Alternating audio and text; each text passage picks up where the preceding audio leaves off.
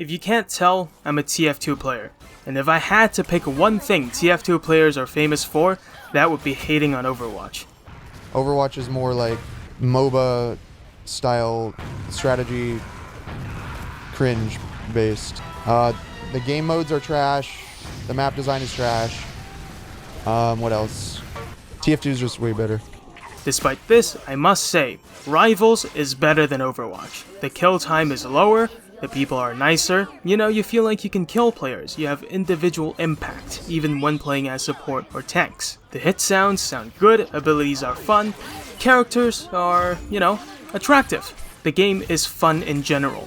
Many creators have made excellent videos regarding the positive qualities of the game already, and I recognize that. But I can't help but feel some flaws of the game are completely ignored by the community, especially when some players are motivated by hatred towards Blizzard or Overwatch rather than a genuine liking or passion for Marvel Rivals. In this video, I will try to convince you not to spend money on Rivals. My points will get more and more convincing as the video goes on, so be sure to listen and most importantly, think about what I'm saying. I will not focus on issues like performance or balancing. That is because these issues can be fixed over time.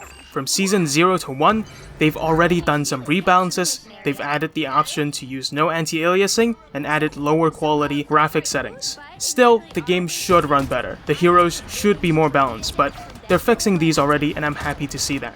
However, there are some things that no amount of time can fix, and that is plagiarism. So remember the controversy around Wukong? How people were shocked that it didn't win Game of the Year? What Wukong did win though was the community voted Steam Awards. Now, Chinese users are the second biggest population on Steam, and it is no surprise that Wukong won the award through the votes of Chinese players. The support for Wukong from China is so big that when Astrobot won the Game Awards, the Weibo page is full of criticism of the organization, insisting that Wukong should have won instead. This phenomenon doesn't occur on all Chinese-made games. I mean, the popularity of Rivals in China is nowhere near that of Wukong's.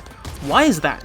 The answer is simple: originality. Now, I'm 18 years old, and it could be said that I'm Chinese. Ever since I could remember things, Chinese developers have always been associated with free-to-play mobile gacha games with a dash of plagiarism or bad quality. Wukong, however, is a Chinese AAA single-player game that is pretty darn good. Nothing like Wukong has been released by Chinese developers before, so especially as a first try, Wukong is undoubtedly a huge leap forward for the gaming industry in China, and so Chinese players recognize that and therefore support the game. Marvel Rivals, though, is another story.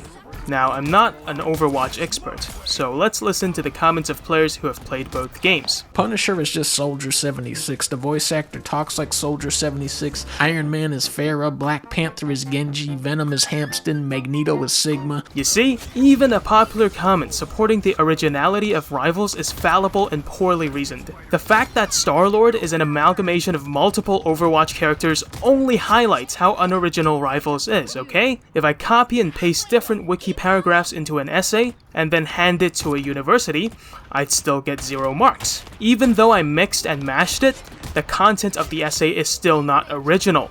Some of you might say, come on, it's 2025, everything has been done before. Okay, name one ability in Apex Legends that is exactly from Overwatch. Done? Name one from Deadlock then. Okay, maybe the McGinnis Wall, but still.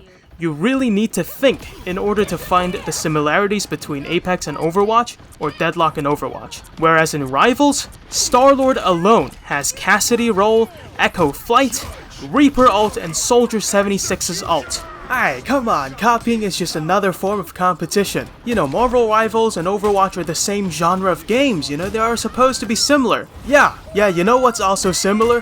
Fortnite and PUBG. Practically the same goddamn game, right? Fortnite and PUBG, despite being the same battle royale, they're fundamentally different. And that's why competition could lead to copying. But copying definitely isn't equal to competition. Of course, there are original abilities or characters in Rivals, but you need some mind-bending levels of copium to say Marvel Rivals didn't plagiarize. When Wukong was released, I was actually happy. I've never seen a AAA game at this quality from my country before. It even promoted Chinese culture, for God's sake. You know how hard that is? But now, with the success of Rivals, Chinese publishers will be encouraged to make more unoriginal, free-to-play games that we have seen a billion times before. I can't help but feel as if we are never going to reach the quality of Western or Japanese studios. You know what? I'm bored. Let's watch some Marvel Rivals live streams, baby. Look at that. 47.7 thousand views. Look at how popular the game is. Wait a minute. How many minutes is this? 5 minutes. 5 minutes. With this many chat messages only. A live stream with 47.7 thousand views. How in the world would there be so few chatters? I mean, no way they're viewbotting their own streams, though. It's such a popular game. You know, there's on their main account. Why would they ever viewbot their streams? Seriously, though, I have no proof, okay? Like, I have no proof that they're viewbotting, but if you look at their Twitch channel, like, the chat is actually, it's like my chat, you know, and I have 3 viewers average, okay? Like, that is insane. I have no idea why there are so few viewers. To me, the only logical explanation is they're viewbotting their own streams to make their game seem a bit more popular on Twitch. But to be honest, I don't think that's a horrible thing. It is unethical, but it's not really harmful to anybody, is it?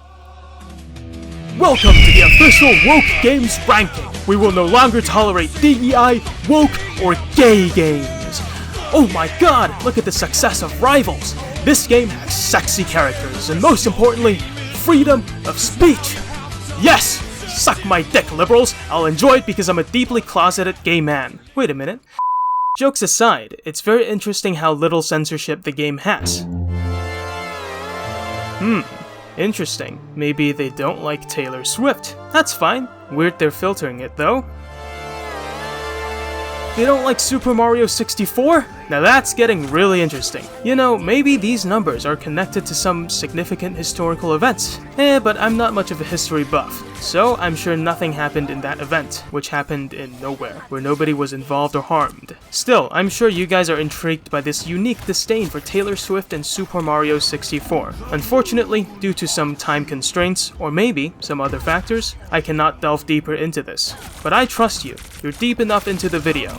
I trust your intelligence, and I'm sure you can find out why Rivals dislike Taylor Swift and Mario 64. This video may seem overly harsh on Rivals, I understand that. I skimped on the part where I go over the positives of the game because I believe other creators have made much better videos on that already. In addition, I'm harsh because this game goes against things that I believe in. Hence, I urge you to think twice before spending any money on the game, whether it be skins or battle pass or whatever. Now, I'm not telling you to stop playing the game just because of me, alright? If you're enjoying the game, then go and play it. You know, have some fun with your friends. Still, before you spend your hard-earned dollary dues on the game, ask yourself this. Do you want to spend your resources supporting a game that is plagiarized? Do you want to spend money to support a game that unfairly censors its players? Do you want to see more games that are just variations of works the industry has seen a billion times before? Those questions don't have a model answer. You'll have to answer those yourself, using your own thinking and your own values. Last but not least,